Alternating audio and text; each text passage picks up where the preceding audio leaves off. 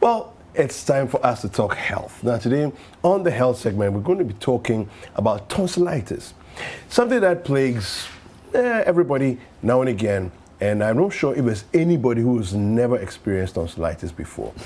What causes it? How do we deal with it? Can we get rid of it forever? All these questions that we're asking. 0550-5858-32 is the number to send WhatsApp messages. If you have any questions regarding this, the hashtag is Breakfast Daily. And my guest is Dr. Kelvin Owusu, who is the MD for Optimal Care Diagnostics, and he's here to help answer all our questions. Good morning, Doc. Good morning, David. How are you? Very well. It looks as if somebody released a memo and both of us got the memo. No, say you are the grandpa, so I need to follow you. I need to be like you. Wow. Oh, wow. Apioko has infected you. How are you doing? Very well, very fantastic, well. Fantastic. Very well. So, let's jump right into the conversation. So, tonsillitis. Mm-hmm. Now, back when I was a teenager, mm-hmm. I had tonsillitis like every few months. It was crazy. To the point where people said, oh, go and get your tonsils removed. I mean, it's that easy. Just get your tonsils removed. Really? And my parents have this mantra, no knives. Okay. No. I mean, if it's on the pain of death, okay, maybe fine, you think about it. But otherwise, no knife. Okay. So surgery was not a conversation that we had in our house, you know. But yeah, so talk to us about tonsillitis. What is it, first of all, and what causes it? Well, let me just say that both views are quite extreme. I mean, remove the tonsils, you know, it's that easy. Well, it's not that easy. Okay. And then no knives. Well, anyway, we'll get there eventually. But the tonsils are actually, it's a group of three lumps of tissue. Okay. We have the Palatine Tonsils, which is the most common one. That when you say tonsils, most people are referring to the Palatine Tonsils, and you find that at the back of the throat. Okay. You know, you should when you actually open your mouth wide, you see it hiding in the back there. That's if you know what you're looking for. When you do that, when the doctor says do yes, so usually then you see them hiding okay. at the back of the throat. Okay. We also have the lingual tonsils, which are found somewhere in the buccal cavity, and then we have the adenoids. The adenoids are high up in the throat over there. But like I said, if you mention tonsils, most of the time we are referring to the Palatine tonsils. Okay. Now the tonsils are it's kind of like a sample. How do I describe it? It takes a sample of what's going on around the mouth, in fact, around the atmosphere. So when you look at the structure of the tonsil, it has some depressions and it has some elevations. The depressions are called crypts. Okay. You know, and inside these crypts are bacteria. Okay. And some viruses as well, so they live there basically. Okay. You know, and then in the elevations you have lymphoid tissue. Lymphoid tissue refers to immune tissue, so white blood cells, different kinds of white blood cells live there. Now the idea, or it is believed that the tonsils sample the bacteria that are being brought into your mouth area, you know, into your airway. Now you know there's a close relation between your ear, your nose, and your throat.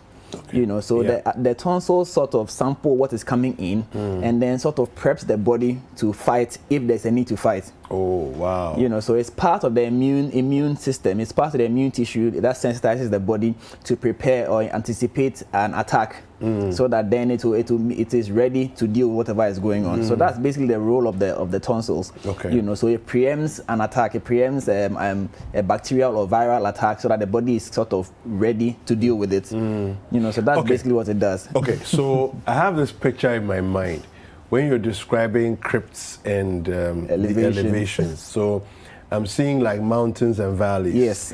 And I'm seeing the antelope that are playing around in the valleys, and then the mountain cats that are roaming around on top of the mountain tops, and so on and so forth. So basically, the bacteria and the viruses are hidden.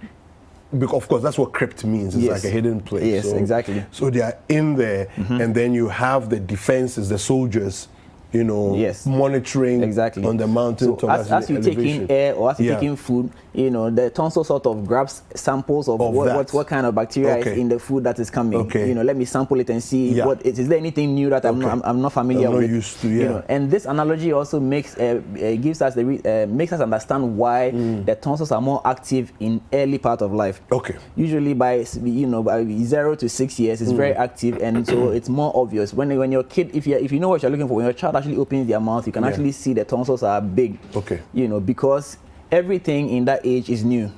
You know, the child is born, has never had any contact with any of these bacteria, any of these, or let's call it germs. Let's call them germs. They haven't had any exposure to these germs. And so once the child starts interacting with the atmosphere, starts eating, starts, you know, playing, starts taking in air, then the tonsils become active because they are now they are picking up so many different bacteria, so many different germs, germs in general, and so they are very, very active. And we could, at that point, they are hyperplastic. So very, very big. So generally speaking, almost all children have bigger tonsils than adults. After 6 till about 12, it starts regressing. Most of the time, by 12 years, after 12 years, you hardly see the tonsils. You know, so they regress and they sort of lose their function because now your body is used to all the possible germs that are around your area. You know, so that's actually why the tonsils are very, very, very important in the early part of life. Okay, now tonsillitis is known as of course, everything that has an itis at the end is an inflammation. It's an so tonsillitis process. Presupposes that it's an inflammation of the tonsils. Okay, what will cause the tonsils to become inflamed? Well, as the tonsils are going through their normal function of sampling the bacteria, sometimes they can get overwhelmed. Or in trying to deal with the new bacteria that has been found, the immune tissue would want to increase in number to deal with whatever the invading organism is, and that process is what is all part of the inflammatory process. You know, because there's increased blood flow, and it's the blood that will bring the new soldiers. You know, so that increased blood flow, the swelling of the tissue to accommodate the new soldiers, all that is part of the inflammatory process. And you know, have to be careful. I'm an Ashanti, so you know the L and the R. So you know, as the tonsils enlarge to try and deal with all these bacteria, then we feel the symptoms of the infection. So you have the fever. You have the pain, you know. Sometimes if the tonsils actually become so big, you have difficulty breathing. So the child begins to snore or have noisy breathing or begins to sound nasal in their speech.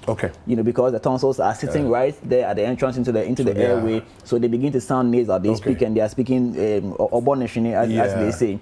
You know, then you might even get halitosis, bad smell coming from the mouth and you know, that area, you know, because the tonsils are now obstructing the normal flow of fluids and air, you know. So these are the symptoms of tonsillitis. So you have the pain, and typically most of us will call this pain sore throat. You know, so sore throat can be limited to either one part of the throat, which could be the larynx, the pharynx, but most of the time you have the pharynx and the tonsils being inflamed at the same time. So but obviously we cannot distinguish between the pharynx and the tonsils, so we just call it sore throat. So the layman will call it sore throat. When you come in and we examine, you realize that is the tonsils that are actually inflamed, you know, and then, you know, appropriate intervention to be taken. So the symptoms, and just to repeat, would be pain, would be fever, you know, general malaise, tiredness, weakness, you know, difficulty, what's it called, loss of appetite, you know, difficulty breathing if the tonsils are very big, halitosis, that's bad odor from the mouth if the tonsils are again very big, and then nasal speech. These are some of the typical symptoms of tonsillitis that we come across. Now, in the very young, they will obviously not tell you that they have sore throat. They will not tell you that they are not feeling well. But what you notice is that the child avoids eating. You know, so difficulty feeding that child becomes irritable. You know, maybe if you're observant, the child is crying and you look in the mouth, you notice the redness in that area. You know, that should draw your attention to the fact that it's possible that child is going through an acute tonsillitis. Okay. Now, what would be your typical approach to deal with it? So interestingly, most cases of tonsillitis are self-limiting because the number one cause of tonsillitis is actually viral. It's a viral infection. Okay. And as it is with all viral infections, the body deals with it by itself. You don't really need to do anything about it except to give symptomatic relief. Okay. And symptomatic relief means that you are going, if there is fever, if the temperature is high, you give some paracetamol to bring down the pain, you know, and also paracetamol to bring down the fever, and also deal with the pain as well. So the treatment is mostly supportive. So they'd come in, if the temperature is extremely high, you may admit them and give them, you know, tepid sponging and all those things that mothers are quite good at doing. You know, if the child is refusing to eat, we might have to give them an IV to sort of sustain them while the inflammation goes down to allow them to now eat normally. You know. But obviously there must be another side, which is that there are bacteria that also cause tonsillitis. Okay. And if it is indeed a bacterial infection, then it's not going to be self-limiting. You would want to intervene by giving antibiotics. Now, the challenge with tonsillitis is that it's difficult to know exactly what is causing. Yes, because it samples everything that goes through the mouth and through the nose. You literally find everything there. Okay. So if you were to take a swab and then test it in the lab, you might culture so many different bacteria that it becomes like you can't do anything about it because you can't go chasing each of them. You know, and so basically you need to use clinical experience. You know, you examine the person, you open the mouth, look in there. If you find exudates, pus on the tonsils, it gives you an idea that this is bacterial. Bacterial infection. If you don't find that, then you are more inclined to think this is viral. You know, but of course it's still not absolute. Now you go ahead and do some lab investigation. So a full blood count. If you were to find now I'm going a bit technical, but I mean it is what it is. If you were to find neutrophilia, neutrophils are the particular white cells that deal with bacteria. Then it gives you an indication that this is bacterial. So let me go antibiotics. If you were to find lymphocytosis, then you know that this could be viral. So basically, what I'm trying to get at is that you can't just sit in the house and then determine that which one I need to take antibiotics for this thing or not. You know, because in some cases, and let me just give this warning. In children, antibiotics can cause a lot of damage. Number one, diarrhea. Antibiotics can cause diarrhea in children, and we know already that under 5 mortality is high. One of the leading causes of under 5 mortality is diarrhea. So when you give your child antibiotics that is not prescribed or that is not right for him or her, you could be precipitating diarrhea and you could actually cause morbidity and mortality when it was totally unnecessary. So you really need to report to hospital and get appropriate investigations and examinations done so that we can come to the conclusion that this is a bacterial tonsillitis and then treat appropriately, or this is not a bacterial tonsillitis and then treat supportively. It is very, very important. Now, you did mention surgery, so let me just touch on that quickly. First of all, no doctor, no ENT surgeon takes the tonsils for granted, because the tonsils play a very, very, very important role in early life. And so nobody's in a hurry to go and remove your tonsils. And so before any doctor would suggest or even recommend that we should do a tonsillectomy, there's a strict criteria that needs to be followed. We need to understand that is this tonsillitis, is this patient fit for that tonsillectomy? Because not only is the surgery itself complicated, but because of the very important role the tonsils play, we don't want to interfere with that role if we can avoid it. Then the technical aspect of the surgery. The tonsil is a very, very highly vascular area. You see, because yes, it has as many as 5 different blood vessels supplying the area. And so it's an area that you don't just want to go and do anything there if you can avoid it. You know, and so the role of the tonsils is very important. The technical aspect of removing the tonsils very, very difficult. So we don't take that decision lightly. But there's a criteria. So for instance, somebody who has had recurrent acute tonsillitis. And when we say recurrent, we mean that you've had at least 6 episodes of tonsillitis within a year. And when I say episode, what we mean is that you had tonsillitis, it's completely resolved.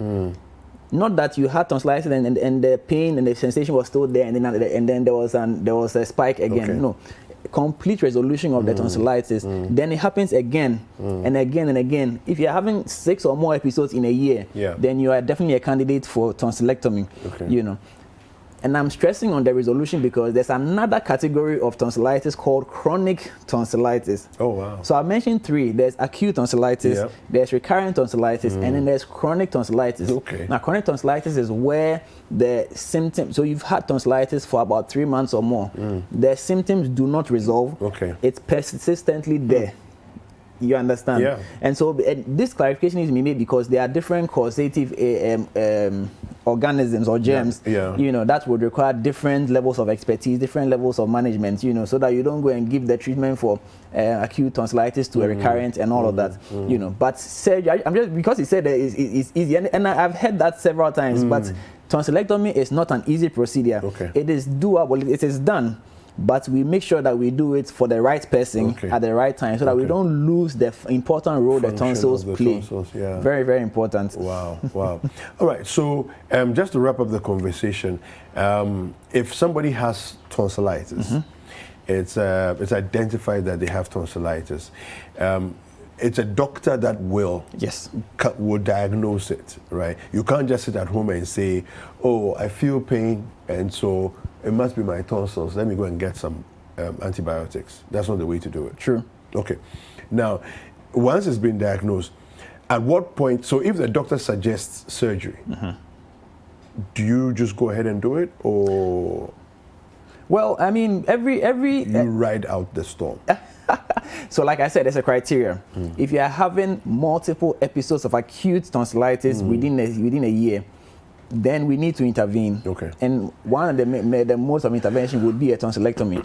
You know, because assuming that this kid is in school and is missing school a week, 2 weeks for 6 different times. I mean, that's quite disruptive. I mean, I would use myself as an example. So I think that there were probably a couple of years that I would have tonsillitis that often, you know, and so it was suggested. But again, I mean, I'm here now. I've not had tonsillitis in a long time. Yes. You know, so what is it that then takes you past that point? Well, remember I mentioned that the tonsils are active in early life. Yes. So as you grow older, the role they play regresses. Okay. So at some point, I mean, the particular point varies from person to person, but we know that after the age of 12, you will not usually find people having tonsil issues. It doesn't mean that adults don't have tonsillitis. Yeah. It just means that it will not happen as often as it used to happen. Okay. But again, if you are having tonsillitis recurrent episode even as an adult, obviously needs intervention, because it could predispose to other things. You see, because if you are if you are struggling to breathe, for instance, if you are snoring as a result of tonsillar enlargement, swollen, it could lead to other things. You know, and so we don't want the complications. So any form of tonsillitis that is complicated by other complication means other things are happening, would be a subject for medical or surgical intervention. And so it's important you go have a proper examination done by an ENT, ear, nose and throat specialist, and then they will make the call, and then we take it from there. All right, super. Dr. Kelvin, people want to reach you. How do they reach you? Well, I'm active on social media, Kelvin Owusu MD, on all social media channels, so you can link up. Super. All right, so link up with Dr. Kelvin Owusu, the funkiest doctor alive, right? Yeah, he's the MD for Optimal Care Diagnostics, and like he said, you can reach him on social media, all social media platforms as Dr. What is this? Nasa Epoko. Is it Nasa Epoko? Kelvin Owusu MD. Kelvin Owusu MD. We still have you as Nasa Epoko on IG. I know, right? But Kelvin Owusu will still get you Kelvin there. Owusu will still get me. Okay, fantastic. So Kelvin Owusu MD.